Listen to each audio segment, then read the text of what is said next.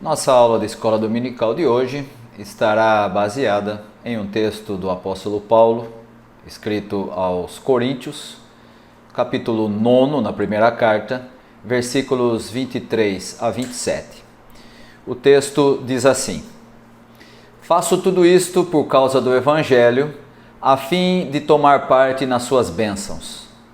Vocês sabem que numa corrida, embora todos os corredores tomem parte, somente um ganha o prêmio. Portanto, corram de maneira que ganhem o prêmio. Todo atleta que está treinando aguenta exercícios duros porque quer receber uma coroa de folhas de louro, uma coroa que, aliás, não dura muito. Mas nós queremos receber uma coroa que dura para sempre. Por isso, corro direto para a linha final. Também sou como um lutador de boxe que não perde nenhum golpe. Eu trato o meu corpo duramente e o obrigo a ser completamente controlado para que depois de ter chamado outros para entrarem na luta, eu mesmo não venha a ser eliminado dela. Esse texto do apóstolo Paulo pode nos ajudar a compreender alguns aspectos da vida cristã e principalmente da maneira como nós entendemos a nossa participação na vida da igreja, na vida da comunidade a qual fazemos parte. A primeira coisa importante a ser destacada nesse texto é que Paulo reprisa uma atitude muito comum em Jesus, que é a de adaptar a sua mensagem ou de aplicar aquilo que ele pretende falar a uma realidade conhecida dos seus interlocutores, conhecida dos seus ouvintes, ou nesse caso, daqueles que iam ler a sua carta. O que eu estou querendo dizer com isso é que Jesus, quando falava com as pessoas, usava sempre a linguagem delas. Você vai encontrar isso, por exemplo, quando Jesus chama os seus primeiros discípulos, que eram pescadores, e ele diz a eles que ele os faria pescadores de homens.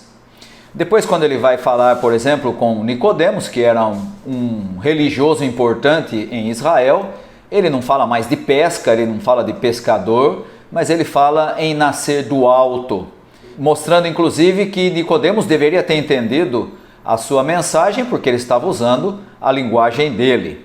O mesmo você vai encontrar quando Jesus conversa com a mulher samaritana e ele fala daquilo que ela conhecia. Ela estava ali num poço para buscar água e ele diz a ela que daria a ela uma água que mataria a sua sede de maneira definitiva. Essa habilidade de Jesus de falar na linguagem do interlocutor é aqui reprisada por Paulo quando ele está escrevendo a sua primeira carta aos Coríntios. E Paulo então faz uso de uma imagem que era bastante conhecida entre o povo de Corinto, que era a imagem dos corredores, dos atletas que participavam dos Jogos Olímpicos. Não vá se esquecer que Corinto ficava na Grécia, e ele usa então esse fato comum e conhecido daquelas pessoas para falar a respeito da vida cristã. Essa habilidade que Paulo demonstra e essa adaptação da mensagem para a linguagem do interlocutor é importante para nós quando pensamos na nossa vida como igreja. Isso porque quando nós pensamos na proclamação da mensagem do Evangelho, você pode encontrar isso com facilidade, principalmente naqueles pregadores de praça que têm esse hábito de ficarem no meio da praça falando a respeito de versículos bíblicos e de textos bíblicos. Você vai encontrar nesses discursos a linguagem própria de quem já participa da vida da igreja. Então a pessoa vai falar de bênção, vai falar de maldição, vai falar de perseguição, vai falar de galardão, coisa que quem não está vivenciando ou não está habituado com a vida da igreja ouve e não entende.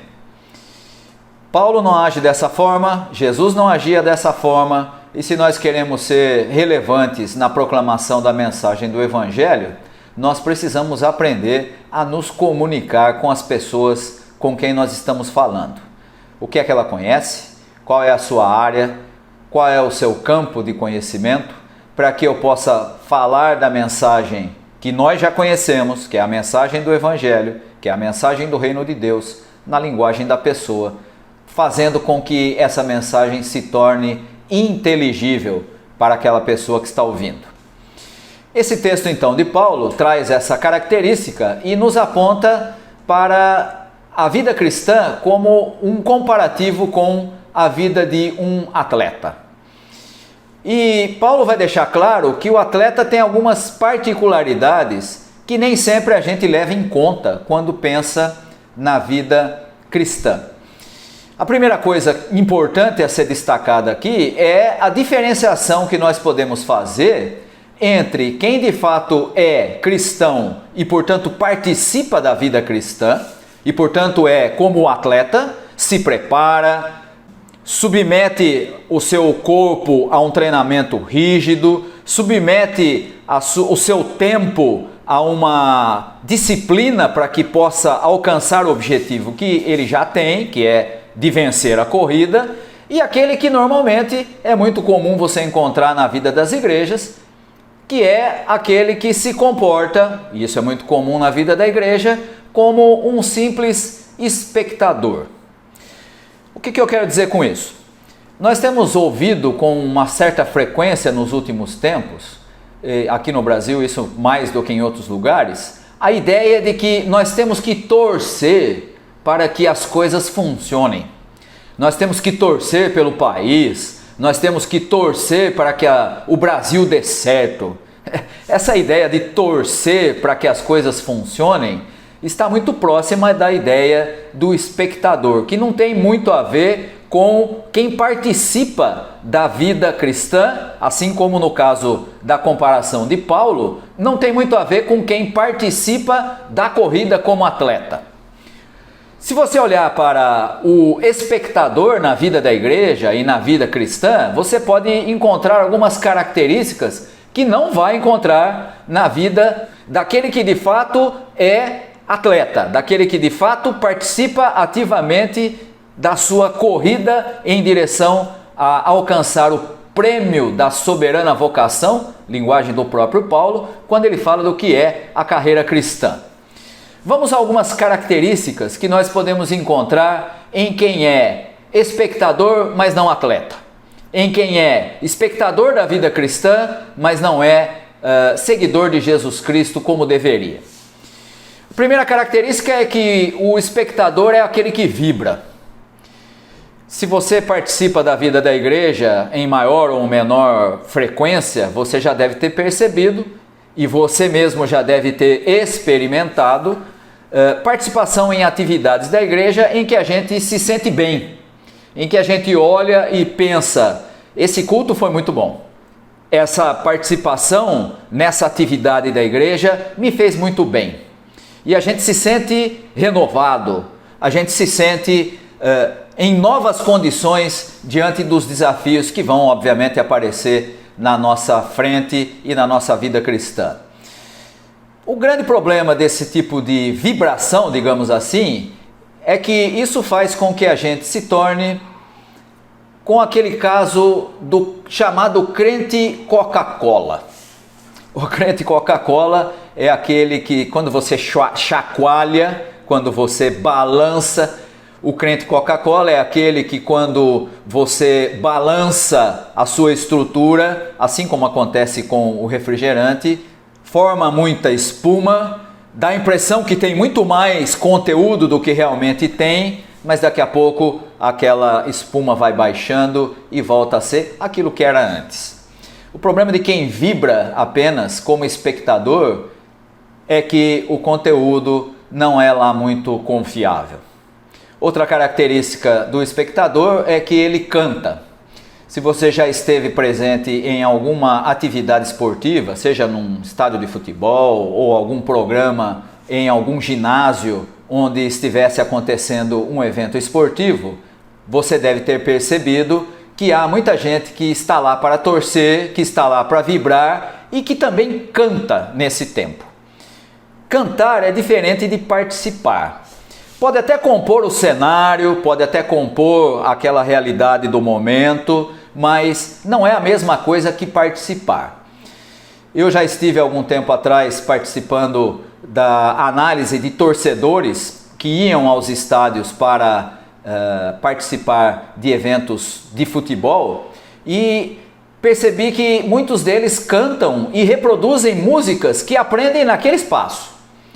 Cantam, vibram, fazem o seu espetáculo, mas não estão participando ativamente do que acontece no momento do esporte. Na realidade, não tem qualquer influência naquilo que está acontecendo dentro do esporte que está sendo praticado.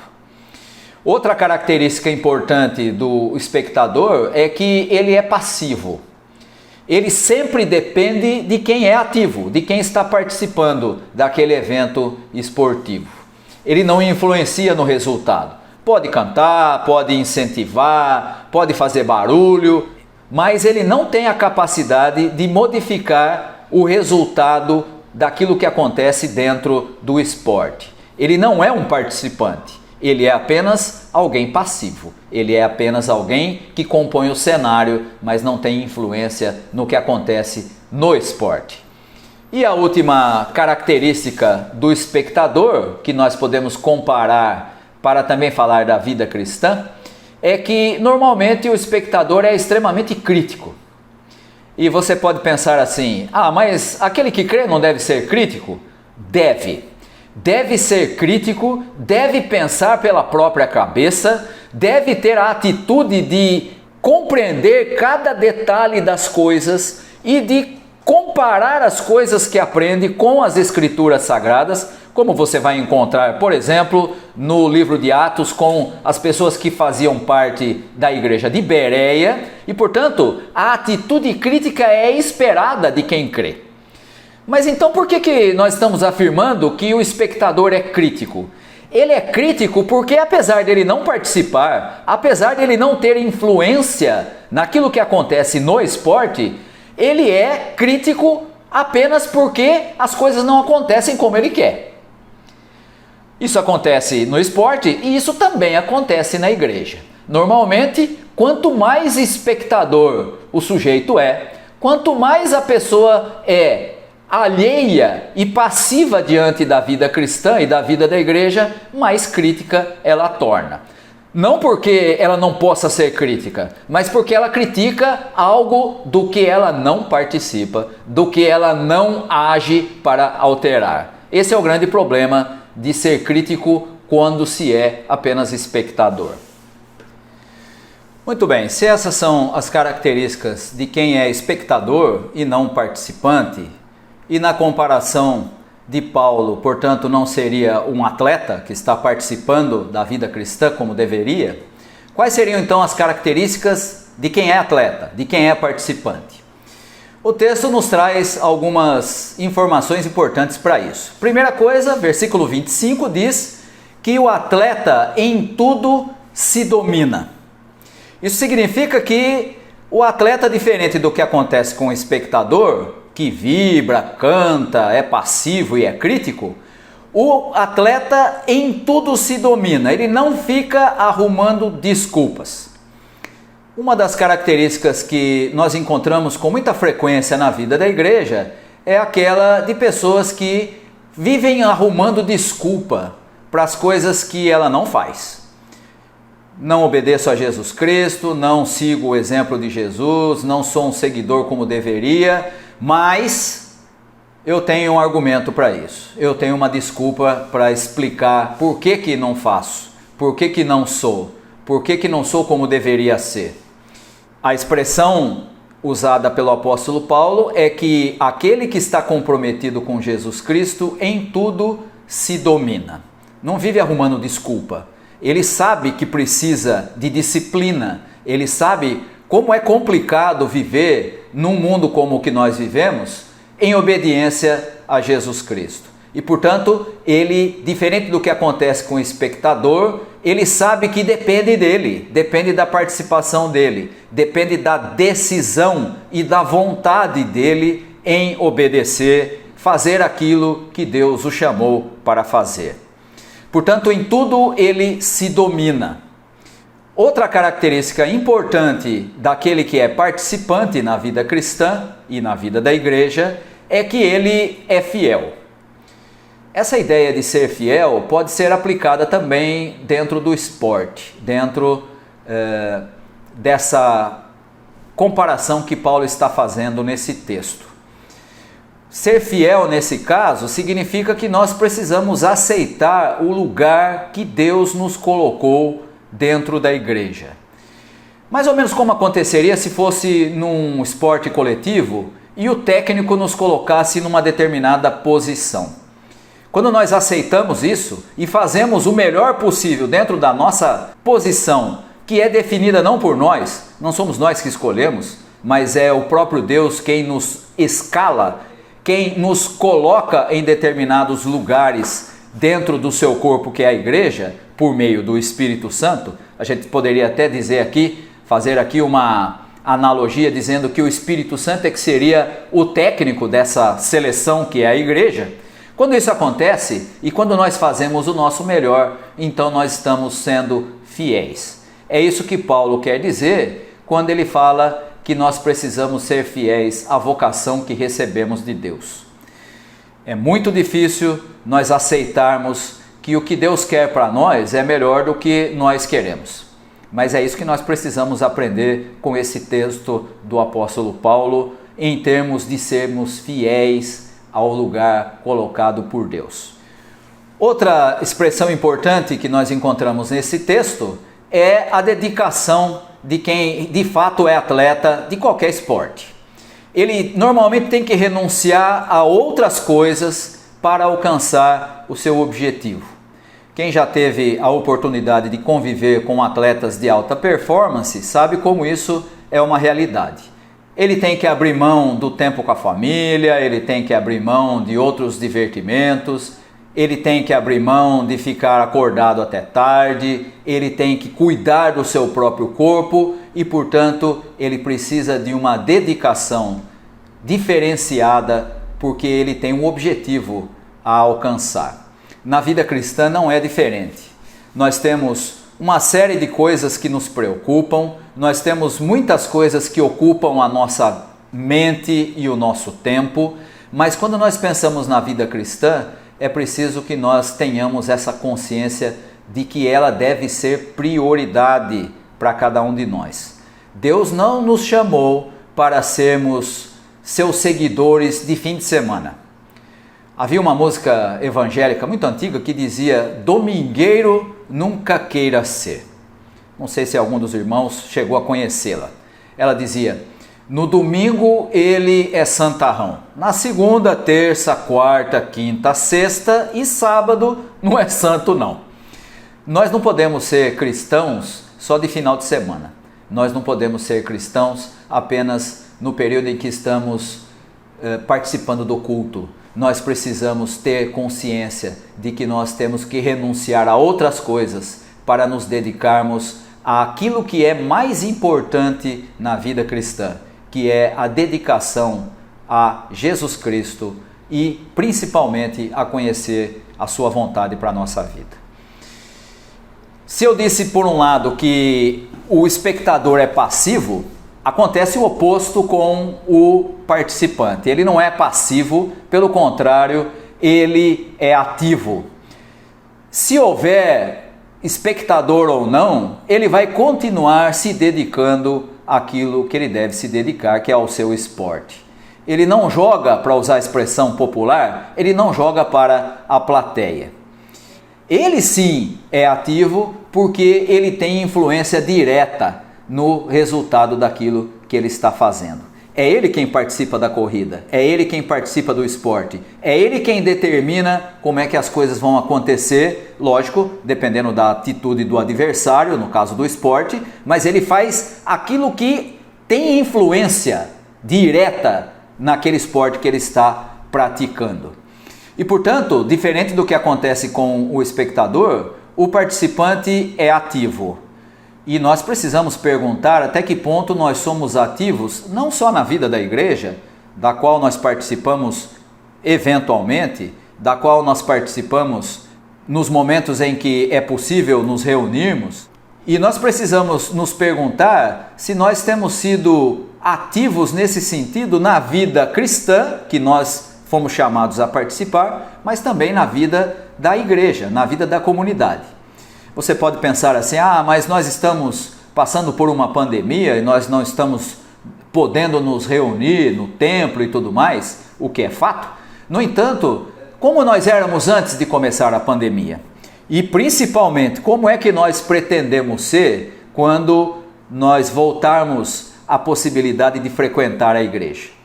Eu tenho visto muita gente dizendo e renovando uma expectativa que depois dessa pandemia as coisas vão ser diferentes. Eu já não tenho tanto otimismo assim como muitas pessoas têm. Não porque eu seja pessimista, mas porque a natureza humana vai se adaptando. A natureza humana tem a tendência de postergar aqueles compromissos que às vezes a gente assume e que não leva tanto a sério quando a realidade já mudou. A minha expectativa é que realmente mude, mas não tenho assim tanta certeza e nem tanto otimismo como muitas pessoas têm demonstrado. Como é que vai ser a nossa atitude quando nós tivermos novamente a possibilidade de nos reunirmos no templo, de estarmos juntos para celebrar a Deus? Nós vamos começar a arrumar desculpas para não estarmos presentes? Nós vamos começar a dizer que antes era complicado porque a gente tinha que fazer o culto em casa, mas agora eu tenho tanta coisa para resolver e tanta coisa ficou para trás por conta da pandemia que agora não vai dar tempo, que agora não vou poder. Como é que nós vamos nos comportar quando tudo isso acabar? E finalmente a última característica que nós encontramos é que o participante, diferente do espectador, ele não é crítico, normalmente ele é criticado. E ele só é criticado porque ele faz alguma coisa. E quem faz normalmente é criticado. Quem não faz, obviamente, arruma desculpa e está pronto a criticar quem faz. Na vida da igreja, isso é a coisa mais comum que você pode encontrar. Quem está envolvido, quem está trabalhando, quem está se dedicando a alguma área da vida da igreja, não tem tempo para ficar criticando nem os outros e nem a sua própria atividade. Vai estar envolvido de tal forma que é mais natural que ele seja criticado por quem não faz do que dele criticar quem quer que seja. Vou colocar aqui 2 exemplos que nós encontramos na Escritura de pessoas que foram participantes. Você se lembra do texto em que Jesus multiplica pães e peixes? Pois é, ali havia cerca de 5.000 pessoas, sem contar as mulheres e crianças. Estavam ali os apóstolos, estavam ali todos eles como espectadores. Só havia 2 participantes. O menino, que foi quem deu os peixes e os pães para Jesus, e o próprio Jesus. O milagre aconteceu por causa do menino e por causa de Jesus. Não por causa dos apóstolos, não por causa das mais de 5.000 pessoas que estavam ali, mas por causa de 2 pessoas. Outro exemplo que nós podemos dar é o exemplo do texto do bom samaritano. O samaritano é o exemplo do participante. O levita, o sacerdote passaram por ali e não atenderam aquele homem que estava semi-morto. Um participante, e que nem era religioso, e os religiosos se mantiveram como espectadores. Eu gostaria que os irmãos pensassem nessa aula de escola dominical, nessa pergunta que nós deixamos para todos. Nós somos mais espectadores ou participantes do reino de Deus? E principalmente que você pensasse na seguinte questão: como seria a igreja, como seria a comunidade se todos fossem iguais a você? Se todos se comportassem como você? Qual seria o futuro da sua comunidade, da comunidade da qual você participa, se todos seguissem o seu exemplo? Espectadores ou participantes? Essa é a resposta que nós temos que dar nessa aula de escola dominical. Deus abençoe a todos vocês. Amém.